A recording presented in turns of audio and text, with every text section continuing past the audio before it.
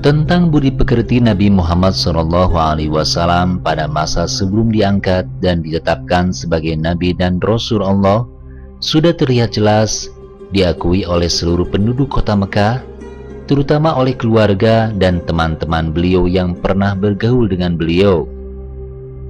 Beliau dari kecil hingga dewasa, dan setelah itu sampai beliau menikah dan memiliki anak.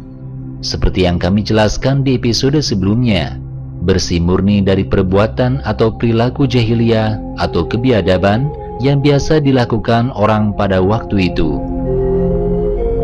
Riwayat tersebut berarti mengandung keterangan bahwa beliau adalah orang yang berbudi luhur dan memiliki perangai yang baik. Beliau dikenal sebagai orang yang pemalu, pendiam, dan rendah hati. Semasa kecil, beliau sering menderita lapar, namun beliau diam, tidak pernah mengemis, bahkan kepada orang yang masih dekat dengan sanak saudara atau kerabatnya.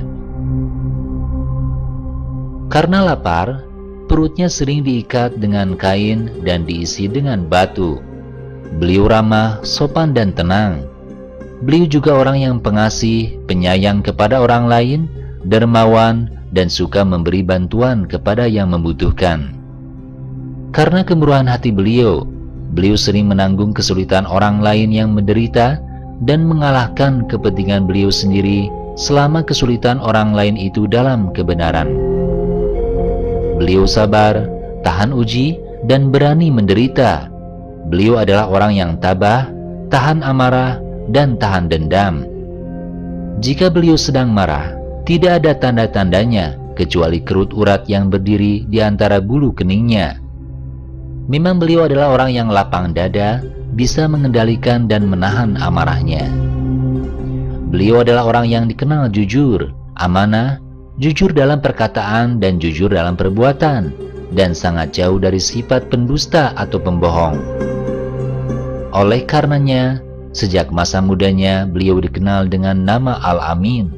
Seperti yang telah kami uraikan sebelumnya, beliau suka menghormati yang lebih tua dan mencintai yang lebih muda, dan beliau adalah orang yang suka berterima kasih, suka membalas jasa, dan tahu cara membalas jasa.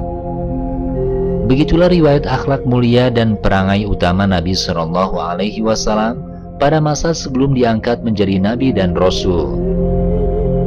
Nabi SAW diutus antara lain untuk menyempurnakan akhlak manusia yang pada saat itu sebagian besar bejat moral dan rendah akhlaknya. Beliau sendiri setelah diangkat menjadi Nabi dan Rasul pernah bersabda, "Sesungguhnya aku diutus untuk menyempurnakan akhlak mulia." Setelah diangkat menjadi Nabi dan Rasul, beliau selalu berdoa kepada Allah yang berbunyi, "Ya Allah, Engkau telah membaguskan kejadianku, maka baguskanlah oleh Engkau akhlakku."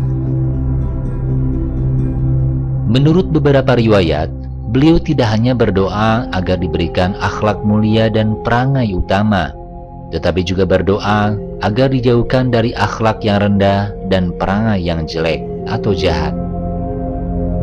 Keterangan lebih lanjut tentang sifat Nabi SAW pada masa setelah diangkat menjadi Nabi dan Rasul Allah akan diuraikan dalam episode tersendiri di channel ini, insya Allah disertai beberapa riwayat yang sahih.